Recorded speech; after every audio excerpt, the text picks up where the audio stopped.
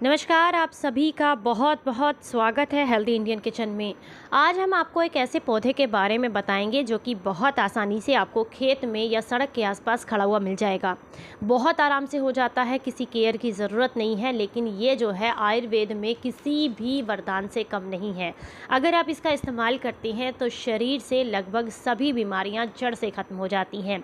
और अगर आप गठिया के पेशेंट हैं तो ये आपके लिए एकदम वरदान है, बिल्कुल मतलब बहुत ही अच्छी औषधि है। अगर आप सही तरीके से इसका इस्तेमाल करते हैं तो आपके शरीर को गजब के फ़ायदे मिलते हैं। पुराने से पुराना बुखार है, दस्त की दिक्कत है, एलर्जी की दिक्कत है, शुगर बढ़ी हुई है या बॉडी के अंदर कहीं पर भी अल्सर हो रखे हैं, यानी कि पेट में, मुंह में, कहीं पर भी कोलेस्ट्रॉल बहुत ज़्यादा हाई है, या फिर आप जो है कैंसर से बचना चाहते हैं, शरीर में कार्बोहाइड्रेट की मात्रा, कोलेस्ट्रॉल की मात्रा को कम करना चाहते हैं, इसी के साथ साथ शरीर से सूजन को कम करना चाहते हैं, ब्लड प्रेशर को कंट्रोल करना चाहते हैं, तो इन सारी समस्याओं को जड़ से ख़त्म करने के लिए आज एक गजब का पौधा आपको बताएंगे जो बड़े काम आएगा। वीडियो पसंद आए तो लाइक कीजिएगा, चैनल को सब्सक्राइब कीजिएगा और इस जानकारी को सभी के साथ शेयर ज़रूर कीजिएगा। आप सामने खेत में देख सकते हैं, यहाँ पर मैं आपको दिखा रही हूँ एक ऐसी घास जो कि बड़े कमाल की है। एक छोटा सा पौधा है जो कि आपके बड़े काम आएगा। तो सामने ये देख सकते हैं एकदम हरा भरा सा, ये देखिए बहुत ही सुंदर सा पौधा है ये। और बिल्कुल आप देखेंगे इसकी पत्तियाँ एकदम ग्रीन कलर की और एकदम सीधी होती हैं। तो इसको अगर आप देखेंगे तो इसका जो तना होता है ना, वो हल्का सा लालिमा लिए हुए होता है, यानी कि रेडनेस होती है। और इस तरीके से आप देख सकते हैं इसका पौधा होता है। ये जो है आयुर्वेद की बड़ी गजब की औषधि है। अगर आप इसका सही तरीके से इस्तेमाल करेंगे तो आपको बहुत ही गजब के फ़ायदे मिलने वाले हैं। अगर हम इसकी बात करें तो इसका नाम है नागरमोथा और इसे साइप्रस रोंडस भी कहते हैं, रोंडस भी कहते हैं।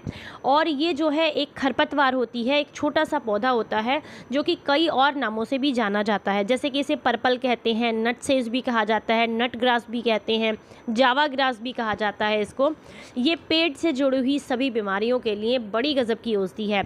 अगर आपको आंत से संबंधित कोई समस्या है, दर्द बहुत ज़्यादा रहता है, पेट में सूजन की दिक्कत है या फिर गठिया अर्थराइटिस की दिक्कत है, तो ये आपको बड़ा काम देता है। अगर हम और बात करें कि इसके क्या क्या नाम और हैं, तो इसको जो है नागरमोथा, गिम्बल, कोरोई और तुंगगड़ी भी कहते हैं। वैसे आम भाषा में इसको जो है नागरमोथा ही कहा जाता है। ये ईख में बहुत ज़्यादा होता है, हमारे यहाँ तो ये ईखों में यानी कि गन्ने में बहुत ज़्यादा देखने के लिए मिलता है। हम किसान लोग तो अक्सर इससे बहुत ज़्यादा परेशान रहते हैं, क्योंकि ये जिस भी खेती में हो जाता है आसानी से पीछा नहीं छोड़ता है। और ये जो है इसकी जड़ें काफ़ी गहरी होती हैं, तो उसको निकालना भी बहुत मुश्किल होता है। अगर ये पक्का हो जाता है पौधा तो उसकी जड़ बहुत मुश्किल से निकलती है। तो चलिए अब आपको बात करते हैं कि किन किन बीमारियों में ये काम देगा और किस किस तरीके से आप इसको यूज़ कर सकती हैं। तो अगर हम इसकी बात करें कि ये जो है, अगर आपको पाचन संबंधी कोई समस्या है, इनडाइजेशन की प्रॉब्लम है, या वो महिलाएँ जो कि मासिक धर्म में होने वाले दर्द से परेशान रहती हैं, पुराने से पुराना बुखार है आपको, दांतों की सड़न की दिक्कत है, शरीर में बहुत ज़्यादा बैक्टीरियाज इकट्ठे हो गए हैं, तो ऐसे में ये आपको बहुत ज़्यादा फ़ायदा करता है। अगर आपको मूत्र रोग की दिक्कत है, अगर मूत्र आपको रुक रुक के आता है या उसमें दर्द होता है, जलन की दिक्कत होती है, तो ये आपको बहुत ज़्यादा फ़ायदा करता है। ये आपकी नसों को खोलने का काम करता है।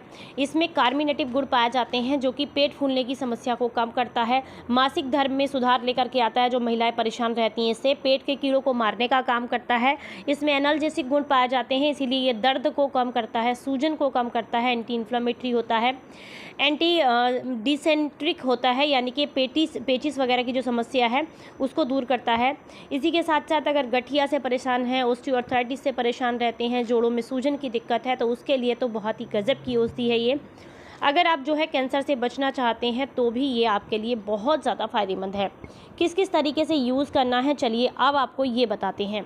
तो अगर आप परेशान रहते हैं किसी भी तरह के मतलब मान लीजिए घाव हो गया है कहीं पर भी, तो वहाँ पर आप इसका जो तना है उसको कूट छेद कर इसका रस निकाल करके उस जगह पर अगर लगाते हैं जहाँ घाव की दिक्कत है आपको, तो वहाँ पर ये घाव बहुत जल्दी सुखा देता है और इन्फेक्शन से भी आपको बचाता है।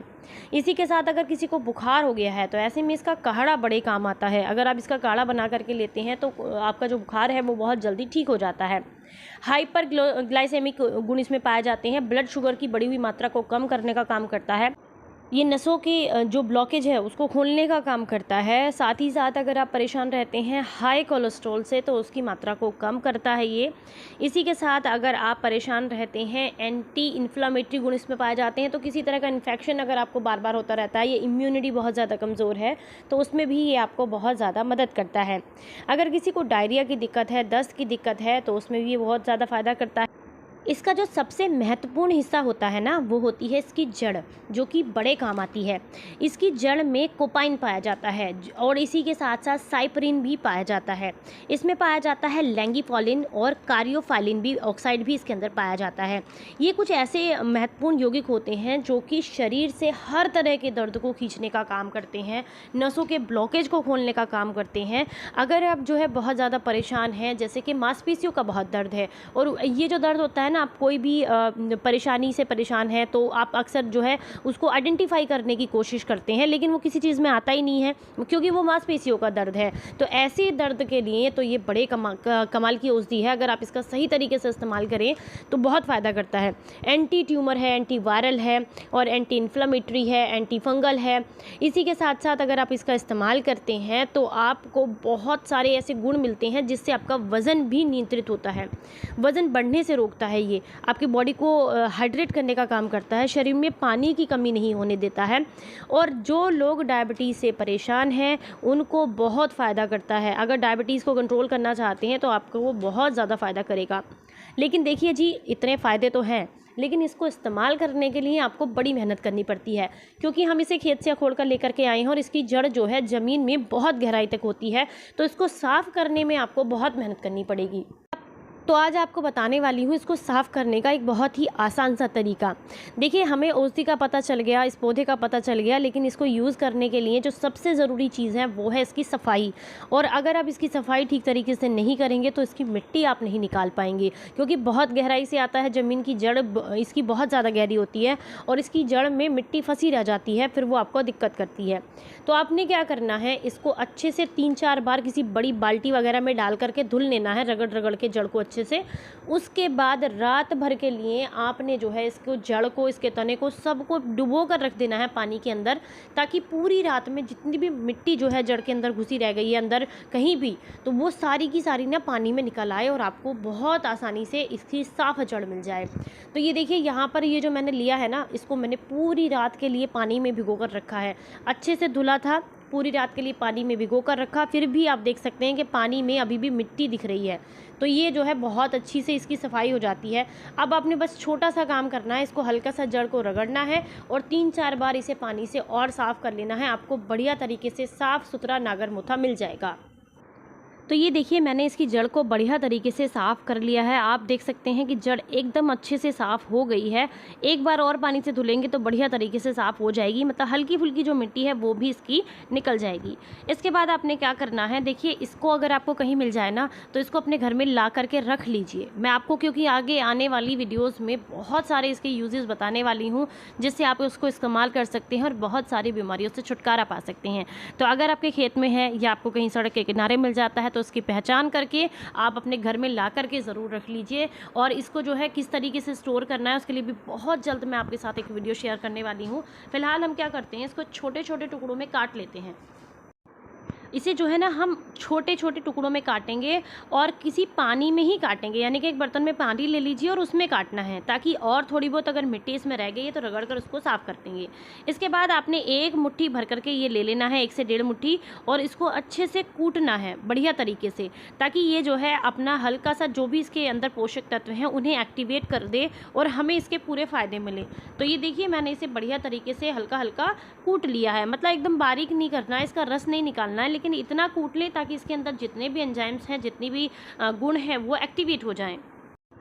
तो ये देखिए, बढ़िया तरीके से ये कूट चुका है। और अब जो है आपने एक पैन लेना है, कोई भी पैन ले सकते हैं किसी भी तरीके का, बट अगर आपके पास मिट्टी का बर्तन है तो वो लीजिएगा, नहीं तो स्टील का लीजिएगा, आपको फ़ायदा ज़्यादा मिलेगा। वैसे मिट्टी वाला ज़्यादा बढ़िया रहता है, लेकिन मेरे पास नहीं है तो मैं ये ऐसा ही एक नॉर्मल पैन ले रही हूँ स्टील का।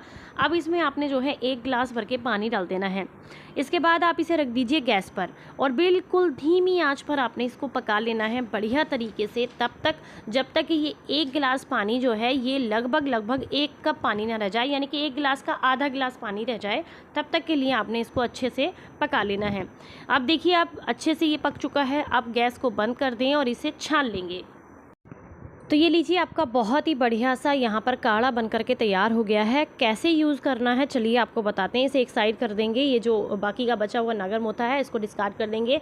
आपका जो ये काढ़ा बन करके तैयार हुआ है, इसे आपने कैसे लेना है, इसे आपने सुबह खाली पेट लेना है और इसे 2 हिस्सों में डिवाइड करना है। यानी कि इसी काढ़े को आप 2 दिन तक इस्तेमाल कर सकते हैं। आप इसे जो है फ्रिज में रख दीजिए और फ्रिज में रखने के बाद आपने कैसे यूज़ करना है, देखिए अगर फ्रिज में रखा है तो अगर सुबह में लेना है तो लगभग 2 या 3 घंटे पहले फ्रिज से बाहर निकालिए।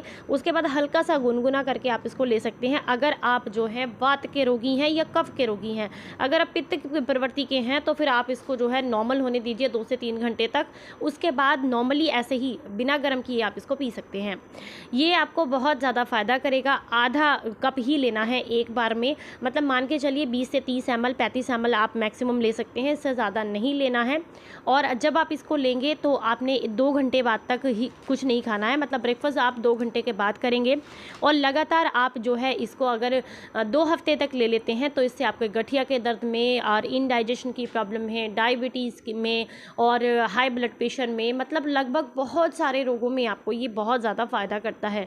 सभी लोग ले सकते हैं, लेकिन प्रेग्नेंट लेडीज़ को या फिर जो लेडीज़ बच्चे को दूध पिलाती हैं उनको नहीं लेना है। बाकी सभी लोग इसको बहुत आराम से ले सकते हैं। बस एक बात का ध्यान रखना है कि अगर आप किसी गंभीर बीमारी से परेशान हैं तो चिकित्सक की सलाह के साथ में। वीडियो अच्छा लगा हो तो सभी के साथ शेयर करें जानकारी को, ताकि सभी को इसका फ़ायदा मिले। और इसे अगर आपको कहीं मिल जाता है तो ज़रूर अपने घर पर रखें, क्योंकि आने वाली कुछ वीडियोज़ में मैं इसको आपको बहुत अच्छे से यूज़ करना बताऊँगी और भी बहुत सारी रेमेडीज़ इससे बनती हैं। वीडियो अच्छा लगा हो तो चैनल को सब्सक्राइब करें और सभी के साथ जानकारी को शेयर ज़रूर करें। फिर मिलेंगे किसी नई जानकारी के साथ, तब तक अपना ख्याल रखें, अपनों का ख्याल रखें और हंसते मुस्कुराते रहें। Stay healthy, stay happy, bye bye.